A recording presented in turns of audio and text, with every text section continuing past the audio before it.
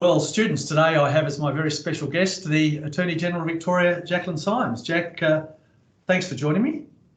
Pleasure to be with you. Well, you've worked in the disability sector and then with a union before moving into a government role. Can you tell us a little bit about your career path and the motivations that sit behind that path?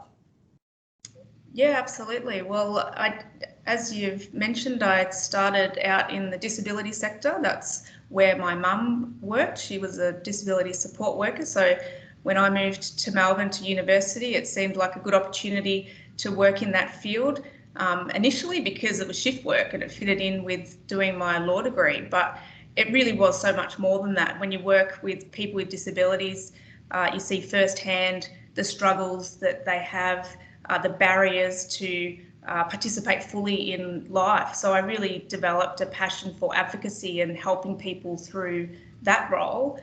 And when I finished my law degree, I was drawn to the union movement for probably similar reasons, being able to advocate for people, fight the good fight, deal with power imbalances, and I really enjoyed that work. It threw me into tribunal work, which I probably didn't enjoy as much, but I think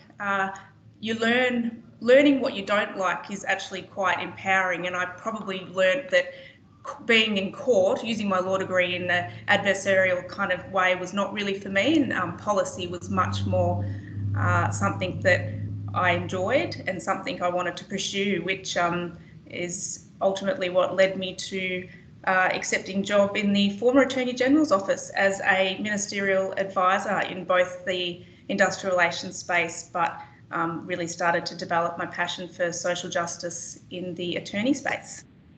Well, you are now the Attorney General, the Chief Law Officer of the State of Victoria. What does that entail exactly, and what's a day in the life of the AG actually look like? Look, I anticipated you might ask me a question such as this. No 2 days are the same in my role. I think part of that is because not only am I the Attorney General, I'm also the Minister for Emergency Services. I'm the leader of the government in the upper house, and I'm the local member for Northern Victoria, which is almost half of the state. And through those roles, I'm also on a lot of government committees, for example, the COVID Management Committee over the last 18 months, and also the Budget Committee. So there's a lot of different roles that I have, but to give you a flavour of the attorney portfolio, I went through my diary and I thought I might give a snapshot of just some of the things I've done sort of in the last 2 weeks, because it's kind of, when you write it down, it probably gives you a clearer picture when I take exactly from my diary and explain it to you. So I passed the Equal Opportunity Religious Exceptions Amendment Bill in Parliament to better protect LGBTIQ plus Victorians working in religious organisations and schools from discrimination. I've met with the heads of courts to deal with challenges that they're facing, particularly in relation to court backlogs due to restrictions in recent times. I went down to Frankston and I opened the Specialist Family Violence Division of the Magistrates Court. I met with the Coronial Council, who work with the Coroner's Court on improvements to that jurisdiction. I discussed legal cases of relevance to the state with the Solicitor General and discussed strategies with her. In Cabinet, I had submissions relating to the government's commitment to introduce a stolen generations reparations scheme and changes to integrity bodies, and I also recommended the appointment of 4 new magistrates. I met with the Jewish Community Council about our proposal to ban Nazi hate symbols, and last night I had a meeting with the Victims of Crime Consultative Committee, which is a forum of victims of crime and justice agencies that talk about making sure that our justice approaches are, always have victims' views at the centre. And today I'm having an interview with RMIT. I'm feeling tired just listening to all that. Obviously, you've got a lot of spare time on your hands. So you've been in the gig now for a year, just on a year. How are you finding it? Is it as you expected? Better? Worse? Oh, look, it's a fantastic opportunity. I think the challenge has been that I took over from Jill Hennessy, fantastic reformer, had a great 2 years in the role, but it kind of left me with only 2 years of the guaranteed 4-year term. So I feel as though I've been really busy and trying to squeeze as much as I can into the opportunity that I have been provided. So I guess you don't take anything for granted. I've found it really hard, but just so rewarding. I think when you are as busy as what I am, it's easy to deal with one issue and move on to the next. But I'm starting to take time with my staff and stakeholders to talk about the achievements and really celebrate them and take stock of things that we're doing, because it is easy just to move on to the next challenge, which there's plenty of. So if you had to pick the best part of your job, what would that be, and the worst part of the job? The best people would be the people.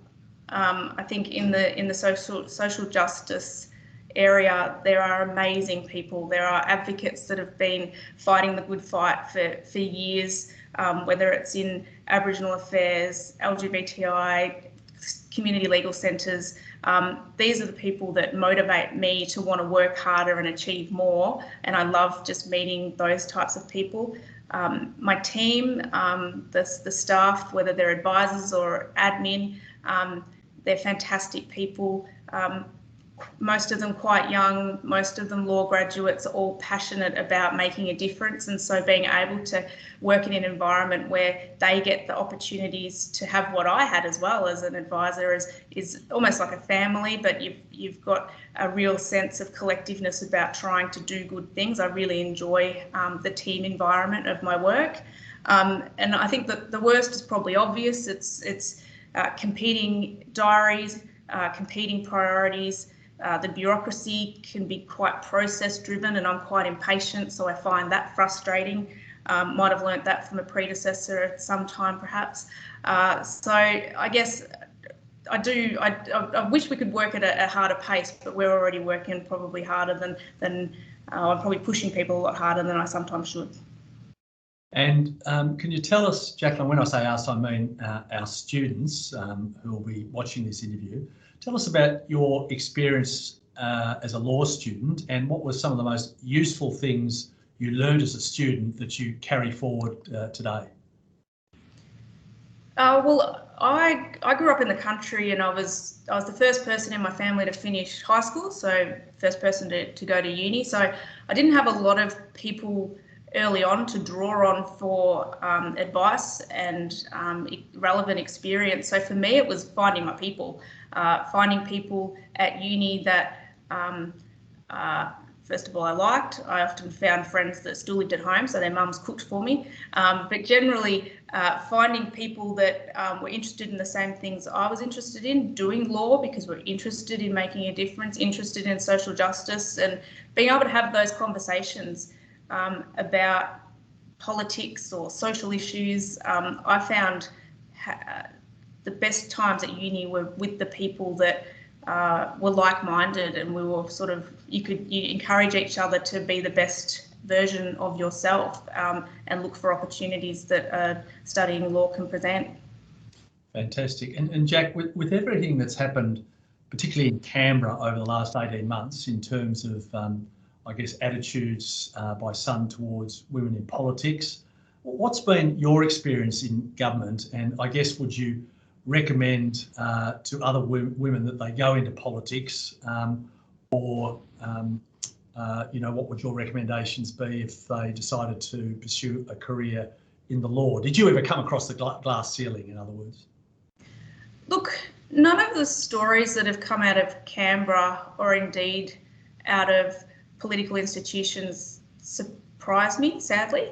But what is empowering is that we are having those conversations. We have really brave victims such as Brittany Higgins, Grace Tame, that are really empowering other women to ensure that the conversations about behaviours that are inappropriate are really changing culture and really making workplaces safer, including the political workforce.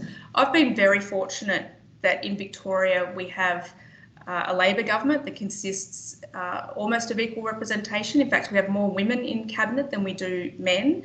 And so that really does drive change, whether it's cultural change or policy change. Like it's not any accident that we're talking about sexual harassment in workplaces or gender equality or pay inequity. It's because there are women leaders taking on these challenges and having these conversations and wanting to bring them to the forefront of the political and social conversation. So I'm really excited about the future for politics for women, and because of those that came before us, the Julia Gillards, it's going to be better and better for the next generation. So I would certainly encourage any young women not to be concerned about going into politics, because I think it's a great opportunity and you can do great things, particularly for other women.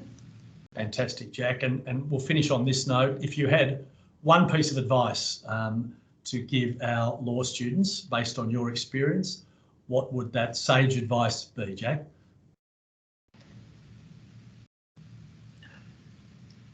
Don't doubt yourself. Don't close yourself off to opportunities. The people, the opportunities, even the issues that you come across by studying law can take you anywhere. Did I ever sit in a boring constitutional lecture thinking that I could be the future Attorney General?